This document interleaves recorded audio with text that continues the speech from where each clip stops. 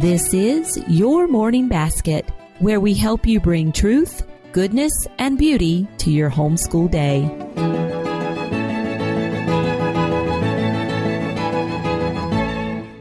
Hi, everyone, and welcome to episode 20 of the Your Morning Basket podcast. I'm Pam Barnhill, your host, and I'm so happy you're joining me here today. Well, we have a real treat for you today. I remember about 5 years ago heading into my very first homeschool conference, and one of the booths that I stopped by was the Maestro Classics booth. There, I think I picked up a copy of Peter and the Wolf. It's hard for me to remember because now we have so many Maestro Classics CDs that we enjoy as a family. My children love the various titles that we have in our collection. And so I was really delighted to get to talk to Bonnie Simon today from Maestro Classics. We're having a chat about the role of classical music and delight in classical music and how we can introduce it to our children in morning time. I think you're going to really enjoy the conversation, so we'll get right on with it.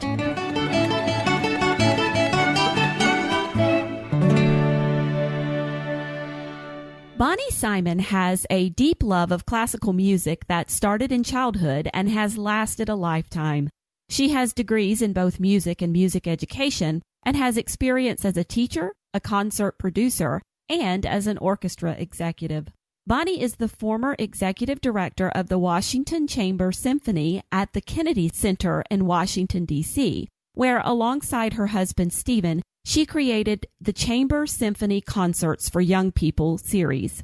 Bonnie and Stephen went on to produce Maestro Classics Stories in Music series, CDs to help families enjoy classical music together at home. These CDs featured narrated stories such as Peter and the Wolf, Swan Lake, The Tortoise and the Hare, and even Mike Mulligan and his steam shovel. These are accompanied by beautiful music of the symphony orchestra. Today, Bonnie continues to serve as the president of Maestro Classics and the executive producer and creative director of Stories in Music as she inspires and equips families to experience great music together. Bonnie, welcome to the program. Thank you so much, Pam. It's my pleasure to be here. Well, I am just so excited to get to talk to you because I have to tell you that Maestro Classic CDs are a favorite here at my house. Oh, that's great to hear. We love them. We have a number of them. We have Peter and the Wolf. We have Juanita, the Spanish Lobster, which is hilarious. And we also have Swan Lake as well. So a lot of favorites. Great. Well, you have three wonderful ones. And of course, there are many others that you will be able to enjoy in the future. That's true. Well, tell me, what were some of your own earliest experiences with classical music as a child? How did your love for music begin?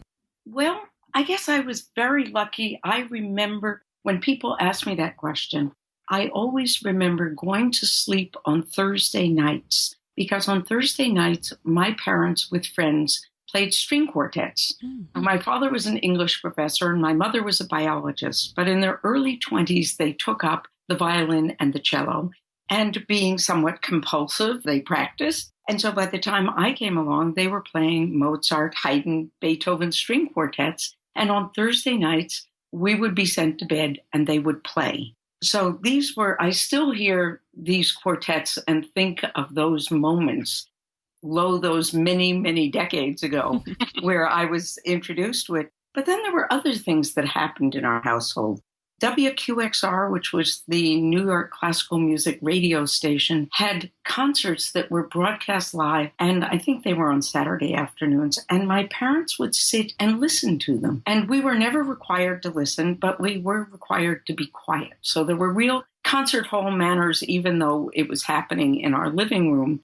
And it just wafted in and out, and sometimes we'd stay a bit, sometimes we wouldn't. And then another experience was my father, who had taken up the violin, really loved violins. Some people rescued dogs. My father rescued violins. So he had a small collection of them. And in this collection, there also was a quarter-size violin. And I, of course, heard him playing, and I wanted to play. So I would beg him when he came home from the college to give me a violin lesson. And he very kindly did that, and those were my first violin lessons. But I think the thing that sticks with me more than anything else was our experience of family orchestra. my parents, there were 4 children in my family, and each of us played an instrument. And on Thanksgiving, after Thanksgiving dinner, my father would announce, all right, it's time for family orchestra to begin.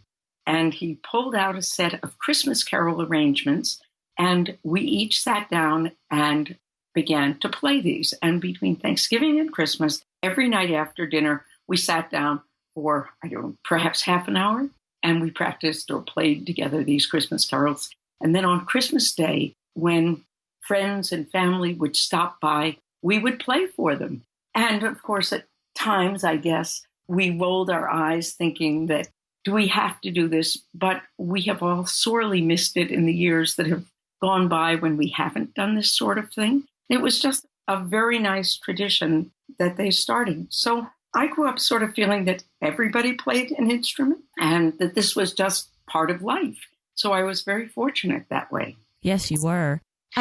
It's amazing that your parents decided in their 20s, we're just going to take up playing these instruments. And they started doing it and became proficient at it, even as adults. I think that's wonderful. It was quite amazing. They have discovered now in doing studies that if you want to ward off dementia in your later years, take up an instrument. It seems to be very good for the brain. I may have to add that to my to-do list. Well, why do you think it's important to introduce children to classical music? Because some people think of classical music as kind of stuffy. So why introduce it to kids? Well, I always say that classical music is just part of this wonderful landscape of music, and that there are all kinds of music. My husband used to say, and I think he was actually quoting Duke Ellington, who said there are only 2 kinds of music, good and bad. And so I view classical music as being like asking your children to taste everything on their plate at dinner time. It's an experience that you want to offer them so that they know that it's out there. For some of them, they'll like it immediately. This will not be sort of all of them jumping up and down because classical music is very complicated.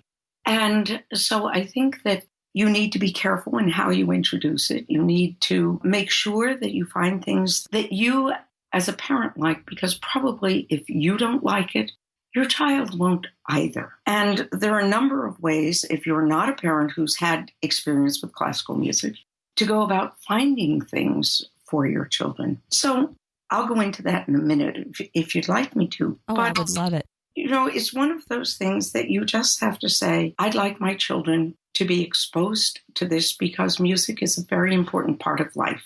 Just as you go to museums and you go to science fairs and things, music is one of those things. Now, classical, I guess I always say there are 2 parts. The one part is why introduce kids, and the other is to classical music.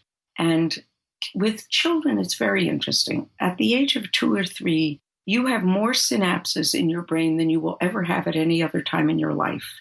And your brain begins to slough off these connections if they're not used. So, for example, if a child hears Swedish at the age of 2 or 3, they will be able to hear sounds that as a teenager or as an adult, they will never be able to hear. And it's simply because those synapses were used, those connections in the brain. Suddenly they said, okay, can't get rid of that one. That's one we need. And so classical music is the same sort of thing, that if you introduce it to children, the brain already just unconsciously is saying, okay, we need to keep that part. And now, of course, with all of the imaging that they can do with brains, they can see this going on in people's brains, that music actually makes a different part of your brain function. So doing it young is important. They've done studies where parents who have taken their children to child-parent music classes between the age of 2 and 5, where you sit there and you pat your lap and you sing some little silly songs and play on a drum. And it seems like good entertainment. But those children at the age of 5 or 6, if they're tested for musical ability, actually consistently show that they have more musical ability. It's almost like saying you can teach talent through exposure, which is pretty surprising. And the other thing about kids is anything they learn at an early age stays with them forever. So a song that they learn at 5, 6, or 7, they'll probably be able to sing when they're 50. So it's childhood is a very important time. And then the classical music is because there are several ways you can look at it. You can be very pragmatic and say, this is good exercise for my child's brain. And studies have shown that this is certainly true. Or you can simply look at it and say, I want my child to hear things that are beautiful and that evoke deep emotions. And classical music is one of the ways this can happen.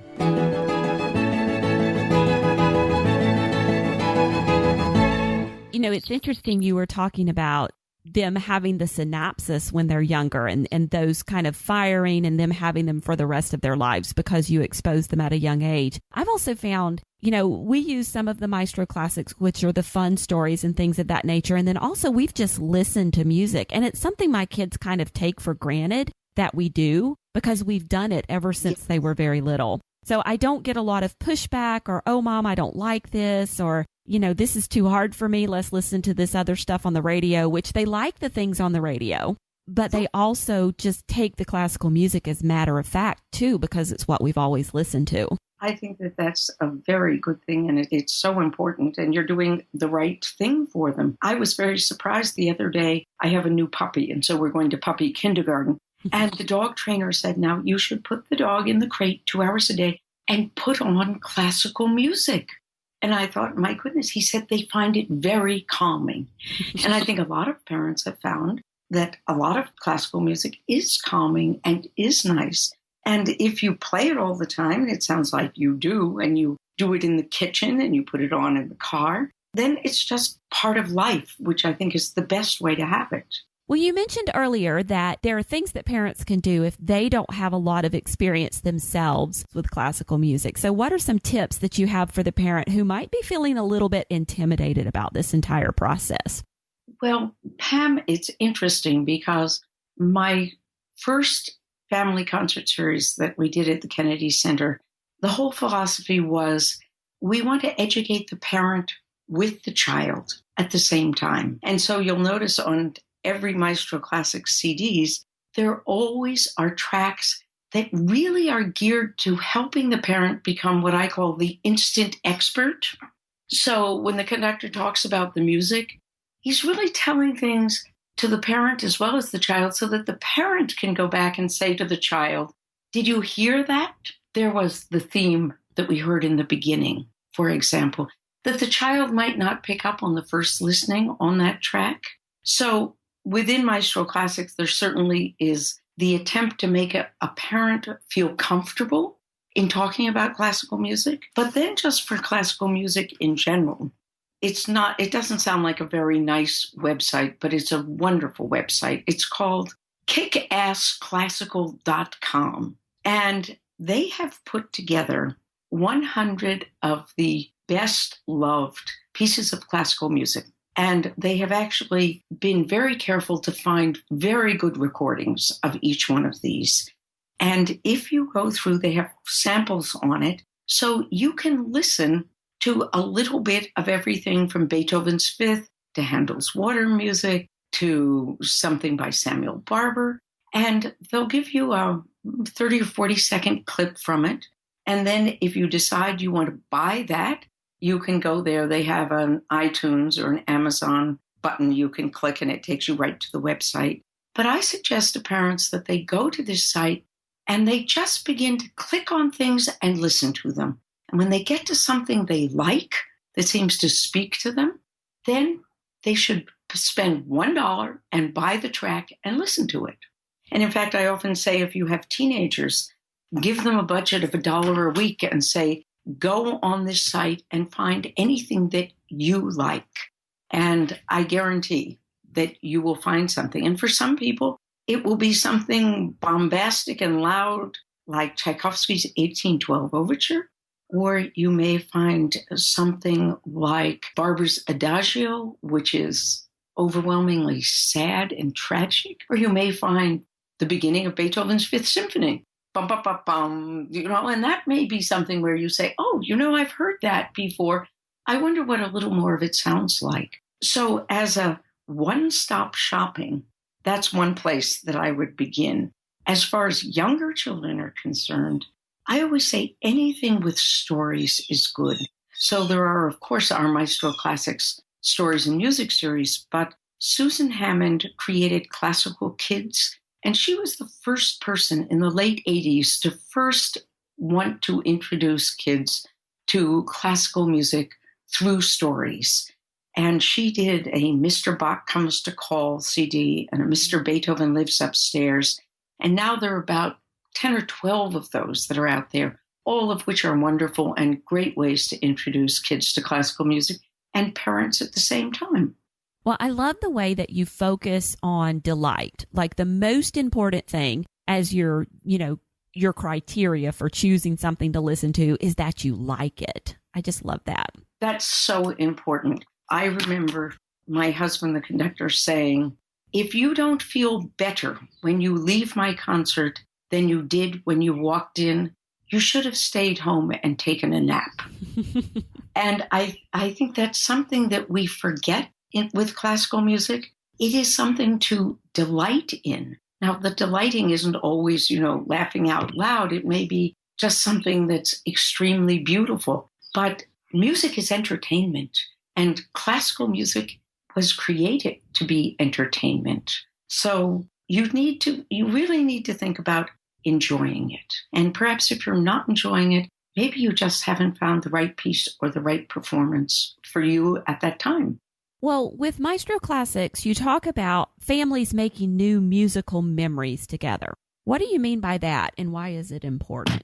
Well, I think music, which in a way is the most abstract of all art forms, you hear it and then it's gone. It's just gone, so it remains only in your head. But music is like smells. Have you ever walked into a place and said, this smells like my grandmother's house? Mm-hmm. And suddenly all of those memories flood back. And music has the same kind of power, that you can hear something and you can remember it, and the whole experience of that comes back. And for the child will remember sitting with the parent when he's 40 years old and when he has his own children or she has her own children. Those childhood memories and everything that surrounds them will somehow return.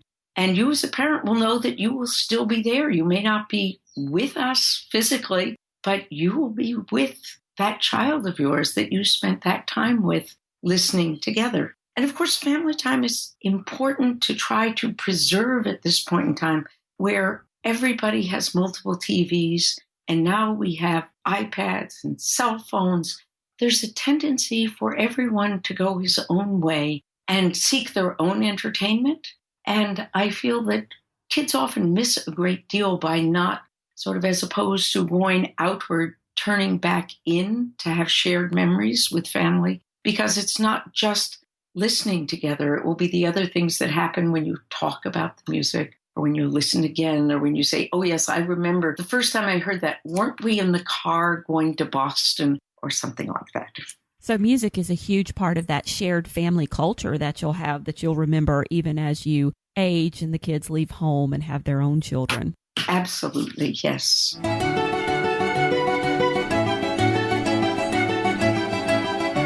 Well, tell me a little bit about how the stories in music CDs are structured and how we might use them in our morning time in our homeschools. I guess that I would begin first with an overarching theme that says, don't view music as a subject, but rather view it as educational entertainment.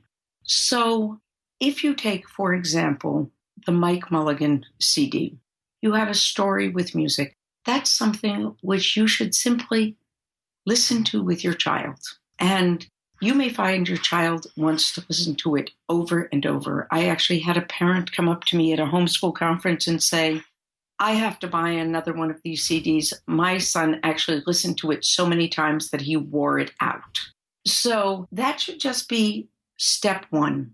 Then you will discover that, I guess, your 2 or 3-year-old may just sit there and listen to the music. He may not understand the story. Your 5, 6, 7-year-old will certainly understand the story. And I would stop there if it's the morning. And then the next day, or maybe after you listen to it a couple of times, I would go to track 3, where there's the Mike Mulligan song. And it's a new song to listen. It's something to sing. It's based on the music that you heard in the original story. And then if you find you have a child who you need to take a break from math or something, and you're working with, let's say, more than one child, you can take your older child and say, go to the Maestro Classics website, click on Mike Mulligan, go to math. And when he clicks there, he'll find a whole range of math activities that center around Mike Mulligan and his adventures. You know, how many men would it take to dig this hole if it took a steam shovel so many days? That kind of thing. Then you can listen to the track, which is always about the composer and the story, which is more of a history lesson. It's trying to surround what you've heard with some context. So if you're listening to the Handel CD, you learn about King George, and you learn the fact that Handel might have been a spy. So it sort of makes the story more whole and more rounded. And then you listen to what the conductor has to say about it, probably on another day. And first he begins by telling you why he chose the bagpipes to be the solo instrument in the orchestra. And then he tells you what he was thinking about when it was being composed and why he chose certain songs to weave into the music and how that has a special name in music. So you begin to learn a little bit about having a musical vocabulary and learning that music doesn't just come out of a composer like sausage comes out of a machine, but actually there's a lot of structure and a lot that a composer is thinking about when he's creating the music. And then you're almost always invited to listen again to the story, sometimes with the narration and sometimes without the narration. And I like particularly the ones without the narration because it gives children a chance to form their own pictures in their minds. I mean, they are discovering that children are increasingly having difficulties in creating their own pictures in their imaginations because they're fed so much video. So this is a chance for a child to really just explore their own imaginations as they're thinking about this. And then finally, there's almost always a play along or sing along or dance along track because kids should interact with music. That's part of the fun of music. So they are meant to be listened to over time, over many ages, in many parts. And you can put it on in the car and listen to the full hour, everything. Or you can have it just as part of your morning time as sort of a delightful interlude. And you'll be surprised at what they know at the end of it. I have had parents come up and say, I couldn't believe it. My daughter heard something on the radio and she said, that's Tchaikovsky's Swan Lake. And of course, she was thrilled to have this. And the idea is that children, if they're exposed in this way, as they get older, I always say, if you have a child who's at Harvard and a friend says, someone gave me tickets to the Boston Symphony. Do you want to come with me tonight? That the child knows enough to say, what's on the program? And they say, oh, well, Handel's Water Music is on and something and something. And they'll say, oh, okay, I know what that is. I can do that. So it's just part of a general, well-rounded education. Oh, I love that there's, multiple reasons to listen to the piece again and again and again. You have a little bit of history. You have a little bit of let's move and dance. You have now let's learn about the music itself. And so there's all of these different reasons in there to kind of unpack like an onion, to peel away all the pieces to this music. Yes. And enjoy it. So I love that. Right. And the idea is that both the child and the parent, although the parent, when they listen to it the first or second time, will, of course, get everything. And the child, as he listens to it or she listens to it over time, will discover how much more they get out of it after either they have gotten a little older or after they've listened to it more. Part of the beauty of classical music is that it's like a good book or a good painting. You can go back to it over and over again over a span of years, really a lifetime. And as you reread a book a second time, maybe 10 years later, you see so much more than you did the last time. And it's the same way visiting a great painting. You go back and you just see other things, and classical music is the same way. Well, let's talk about the role of story. So what you have done in many of your Maestro Classics is match them up. You know, some are is really kind of overtly done, like with Mike Mulligan and his steam shovel, or Casey at the bat. And even Peter and the Wolf, you know, there's the story of Peter and the grandfather and all the birds and the wolf. But how are you tying? Why is it important for you to tie story to all of these different pieces of classical music? What role do you think story plays? Well, each of these pieces of music that's chosen is really almost what's called a tone poem. The music is supposed to tell its own story, but it's very difficult for a young person to understand the story. So, for example, in The Merry Pranks of Master Till, this is Till Eulenspiegel by Richard Strauss, and it is one of the great tone poems in all of classical music. But it was written for German children, and German children all knew the stories about the naughty boy named Till. But American children don't know that. So if you don't tell them the story, they're not going to know that there's humor in the music, and that the music is making fun at times, and that there are jokes in the music. So having a narration with it is really like having a guide that takes their hand and takes them through the music. Something like Swan Lake was written as ballet, but of course it's a story ballet. So the story is embedded in the music, but a young person listening to that wouldn't know if somebody wasn't telling them the story as the music went along.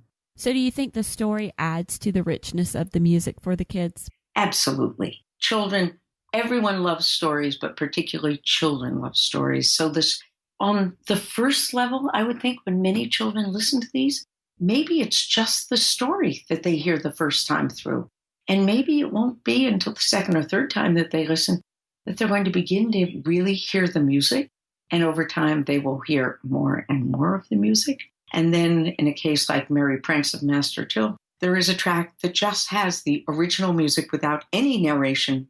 And they'll listen to that and they will get it. And that's, of course, what you want. You want them to feel that they have ownership of this music, because then they have it forever, and then it's theirs. And of course, when you own something, it means more to you than if it's just passing you by.